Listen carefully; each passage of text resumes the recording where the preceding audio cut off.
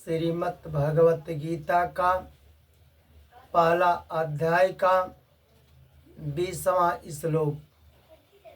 अथ व्यवस्थितान दृष्ट्वा धार्त राष्ट्रान कपिध्वज प्रवृत्ते शस्त्र संपाते धनु उद्यम्य पांडव ऋषिकेशम तदा वाक्यम इदम आह महीपते।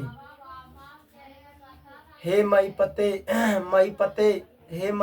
धृतराष्ट्र, आत्मा ने अब शस्त्र संपाते शस्त्र चलने की तैयारी हो ही रही थी कि तदा माने उस समय धात राष्ट्रान अन्याय पूर्वक राज्य धारण करने वाले राजाओं और दुर्योधन के साथियों को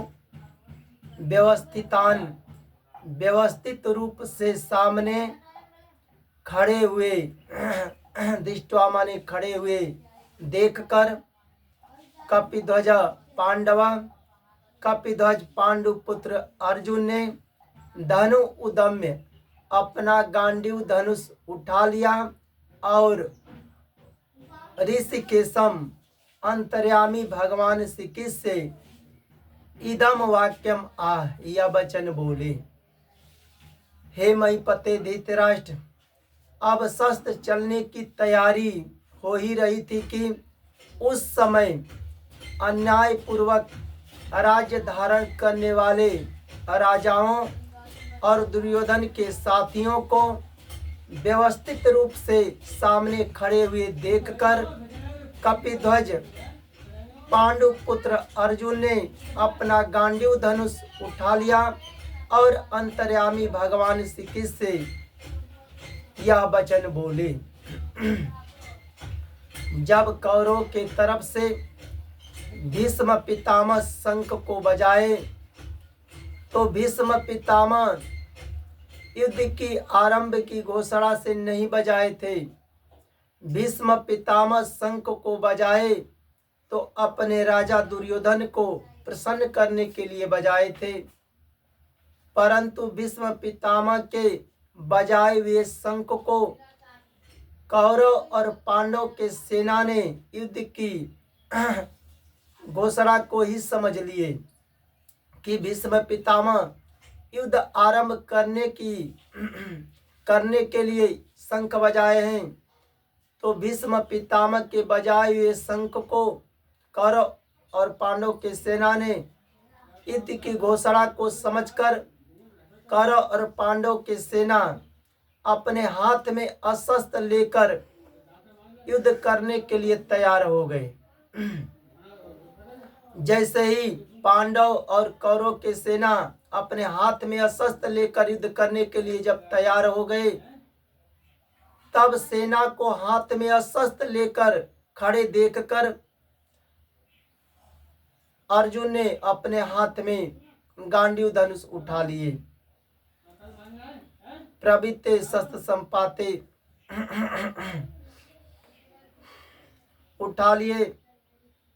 धृतराष्ट्र के पुत्र दुर्योधन ने जब पांडव सेना को देखे तो पांडव सेना में मतभेद नहीं था, सभी एक मत से थे।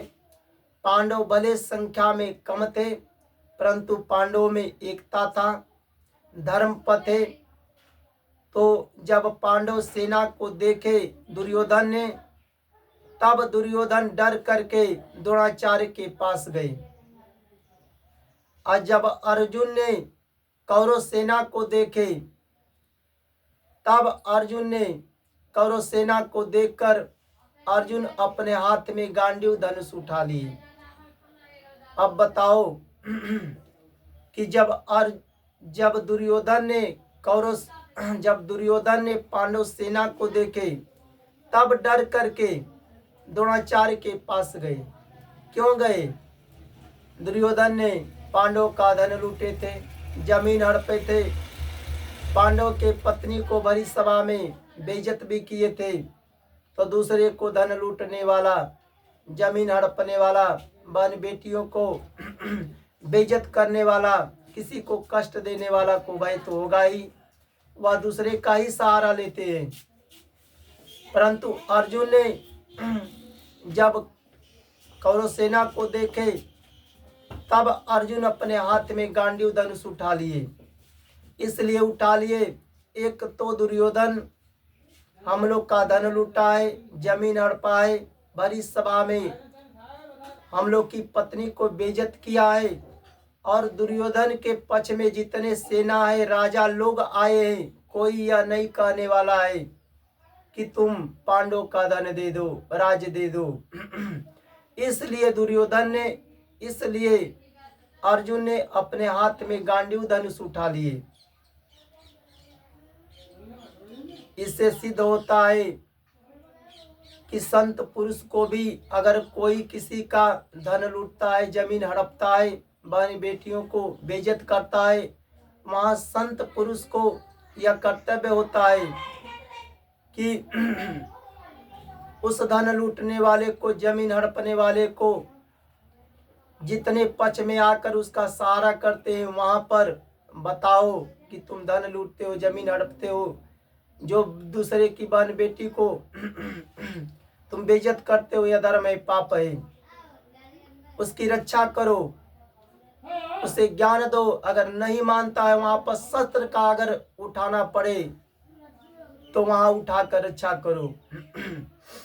कपिध्वज,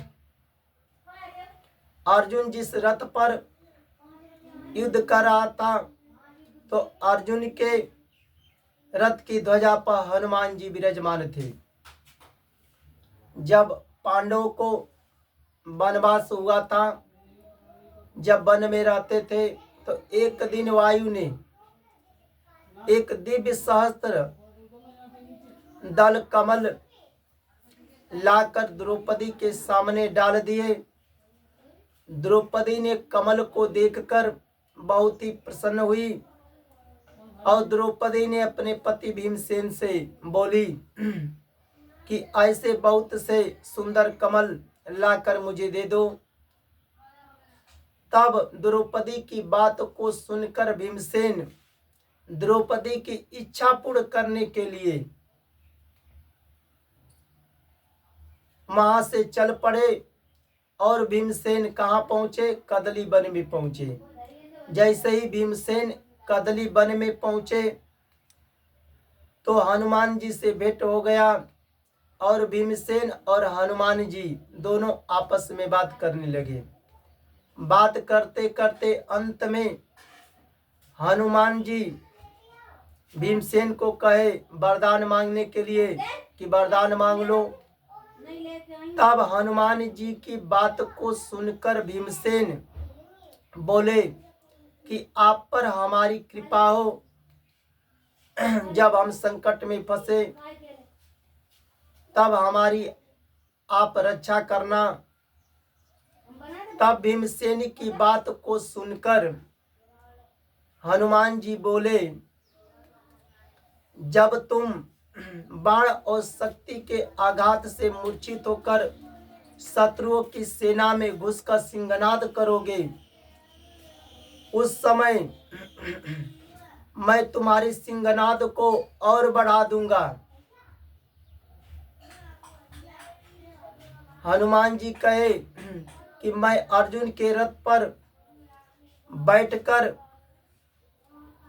अर्जुन के रथ की ध्वजा पर बैठकर ऐसी गर्जना करूंगा जिससे शत्रुओं के प्राण निकल जाएंगे।